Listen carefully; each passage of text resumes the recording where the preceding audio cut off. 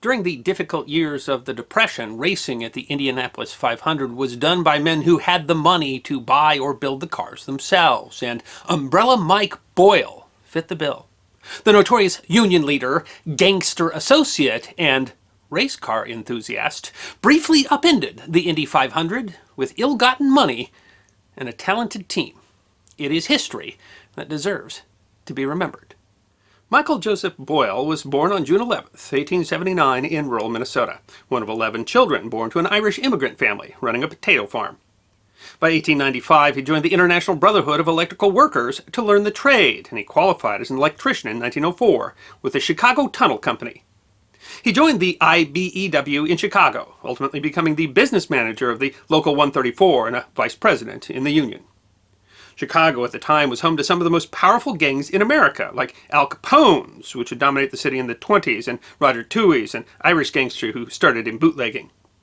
Boyle was associated with a number of gangster personalities in both gangs, including Toohey himself and psychotic killer James "Fur" Sammons.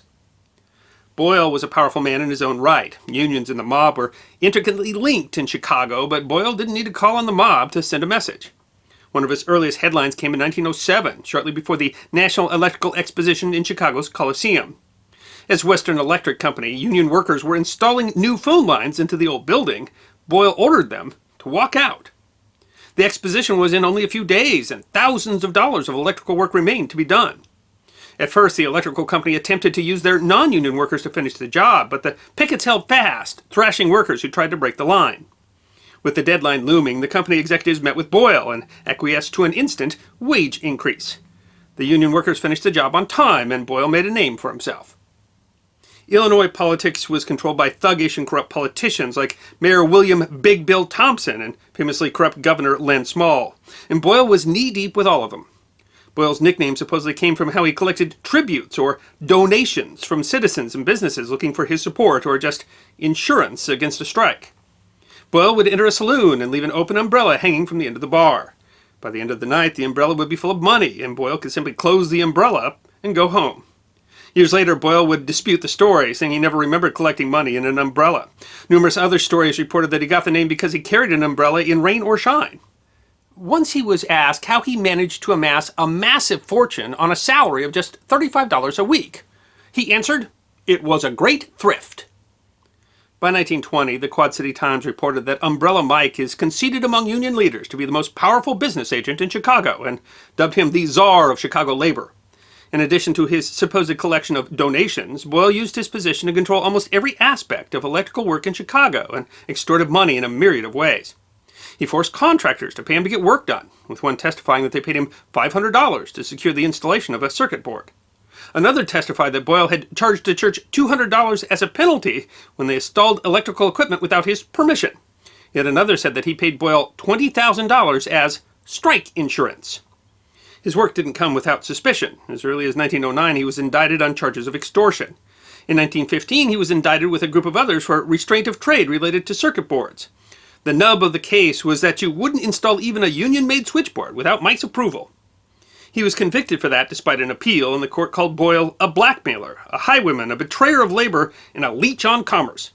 He was sentenced to 1 year in jail, but with the help from his political connections, spent only 5 months there and received a presidential commutation from Woodrow Wilson in 1920, thanks to the intervention of the president of the American Federation of Labor. Boyle reportedly said as he left the prison that he was going to cost somebody something, and seemed to follow through with that threat when he called a massive strike in July, barely a month after getting free of prison. Hundreds of workers walked out of stations that controlled Chicago's streetcars just before work began and drove the whole city to a near standstill, forcing employees to walk to work. The strike was also blamed for the death of a 14-year-old girl and at least 20 injuries. Although he claimed that it was up to the companies to come to terms with the strikers, he was accused of ordering the strike simply to show he meant business and to prove that he remained dangerous. The strike ended a few days later. A few years later, Governor Len Small was indicted based on charges related to mishandling public funds. He was acquitted, but rumors swirled that the jury had been fixed. Boyle was called to testify about what he knew about the jury, but refused to talk. He was found in contempt of court and sentenced to 6 months in jail, but he decided to jump bail and fled the state. He was captured in September in Wisconsin, but after a mere 50 days in jail, released by Governor Small, who said Boyle's imprisonment was part of a conspiracy of my political enemies. Boyle shared in the danger of being a gangster in 1920 Chicago as well. His life was threatened on numerous occasions. He was at a strike where shooting broke out, killing an electrical union member and the leader of the ice cream truck union and wounding several others. In 1922, a man testified that he'd been ordered to hire a hitman to kill Boyle by the jealous president of another union. An electrical union member and rumored protege of Boyle's was taken for a ride and found dead. While becoming wealthy through graft and remaining resilient against repeated investigations and threats on his life, Boyle, like many wealthy men, had a hobby. While many of the gangsters of Chicago spent their money at horse tracks, Boyle spent his in Indianapolis, at the Brickyard, the Indianapolis Motor Speedway, home of the Indy 500. According to Brock Yates, longtime editor of Car and Driver magazine and motorsport history writer, Boyle, at only 16, had seen one of the first car races in America in Chicago on November 28, 1895, and remained a fan at the many dirt road or wooden tracks used by early racers. Boyle began a racing team, buying cars and hiring drivers to race in the Indy 500. He brought aboard some incredible talent, like his chief engineer, Harry Cotton Henning, who Boyle made the general manager of the Boyle racing team, managing by far the most dominant team from the late 1920s through the mid-1940s. Henning had already been an Indy 500 crew chief in 1925. Boyle entered his first car in 1926, and his car took third place. Over the next 7 years, he entered 15 cars, but his best showing was only 7th place. And then in 1934, Wild Bill Cummings drove the Boyle Valve Special car to victory, taking a record prize. Boyle started a legitimate business to help with the racing team, the Boyle Valve Company, which manufactured high-priced valves for racing and passenger cars. He opened the Boyle Racing Team, operated a shop near the track in Indianapolis, which became a gathering point for insiders and got the name Henning's Hash House. While the Depression had hit car manufacturers as hard as anyone, for the wealthiest Americans there was still engineers and small race car manufacturers willing to build cars for the expensive and dangerous hobby. While American-built cars had their advantages, without support from the major passenger car manufacturers, their race cars were often behind their European counterparts. Adding to the quality of European cars was that European motor races tended to be run on regular roads and involved many turns and hills. American race car designers were simply designing for a different kind of race on oval tracks, always running counterclockwise, while Europeans usually ran clockwise. Additionally, during the Depression and the build-up to World War II, Nazi Germany poured an enormous amount of state money into designing race cars as a matter of propaganda, which allowed them to dominate racing in the interwar years to show off Germany's superior engineering. Some of the first Nazi-backed German racers in America raced in America in 1937, a race in which Boyle was present and entered a car. Boyle decided his best chance at winning the 500 would be to buy a European car, but that was no easy task. The Germans didn't sell their cars, and the next best were Italian, but he was flatly turned down by Alfa Romeo. The best option was determined to be a Maserati. Cars built by the Maserati brothers were perennially in financial trouble. Seeking to buy the best car they had available, they sought to buy one of 4 planned 8-cylinder cars currently being built. The Maseratis insisted it would be at least a year before the cars were finished, and Henning had to settle for buying a smaller 6-cylinder Maserati, possibly with the promise that it would be returned for credit on the larger car the following year. Wild Bill refused to drive the tiny car, however, and another driver rode in the top 10 until the car broke down after 165 laps. Hoping to secure the larger car, Henning traveled to Italy, where he was able to secure one of the 3 8CTFs, standing for 8-cylinder testa fixa, meaning fixed head.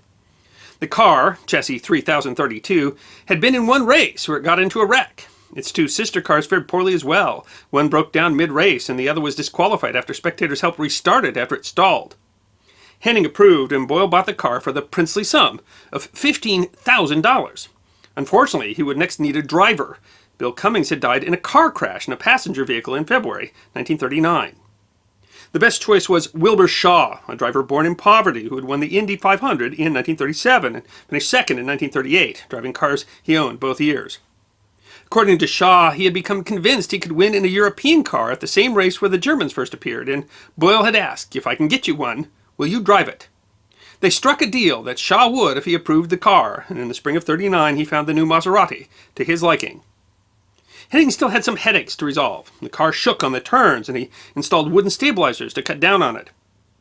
He also found that the Maseratis hadn't emptied the coolant for the trip, and at some point the liquid had frozen and damaged the pair of fused 4-cylinder engines inside. In dramatic fashion, the Maserati brothers were able to send a replacement engine within 3 weeks. Possibly they hoped their reputation and fortunes would be saved if the car could win at Indianapolis. Emblazoned with a number 1 and an Irish pipe with a shamrock in it, They dubbed the car the Boyle Special.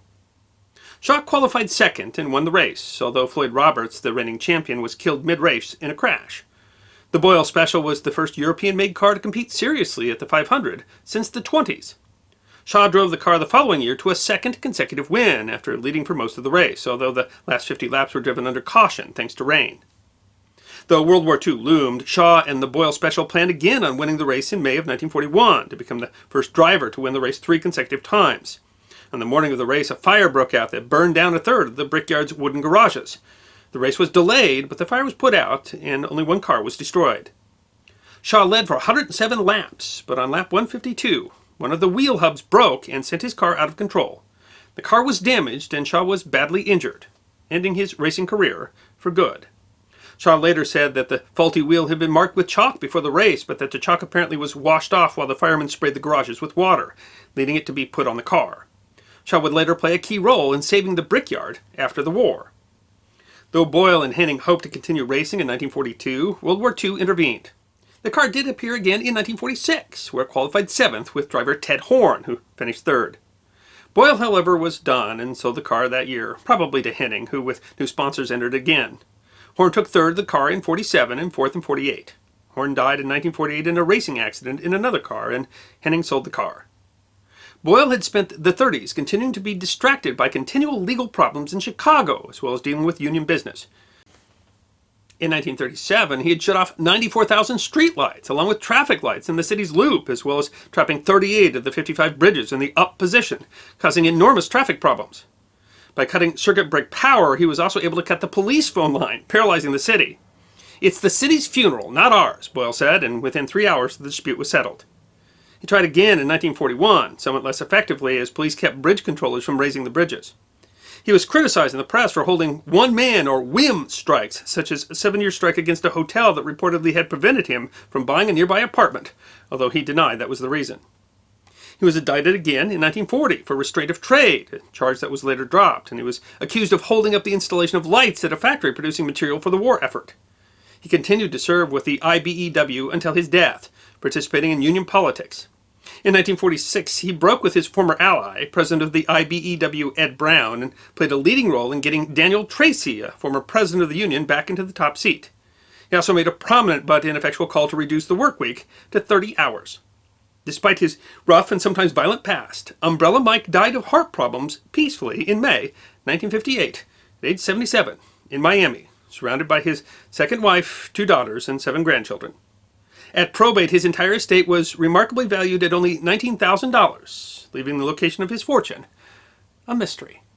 It is, of course, fair to criticize Mike Boyle for many of his activities, which were often patently corrupt and illegal and self-serving.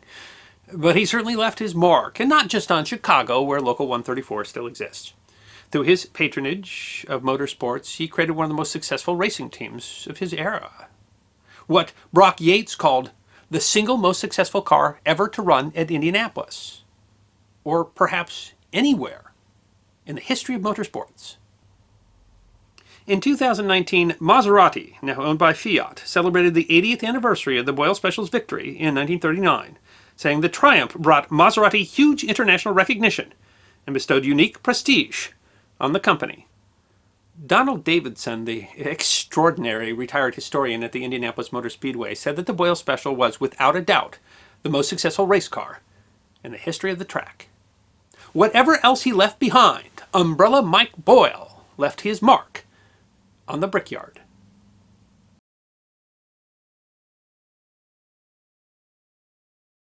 I hope you enjoyed this episode of The History Guy, short snippets of forgotten history between 10 and 15 minutes long. And if you did enjoy, please go ahead and click that thumbs up button. If you have any questions or comments or suggestions for future episodes, please write those in the comment section. I will be happy to personally respond. Be sure to follow The History Guy on Facebook, Instagram, Twitter, and check out our merchandise on teespring.com. And if you'd like more episodes on forgotten history, all you need to do is subscribe.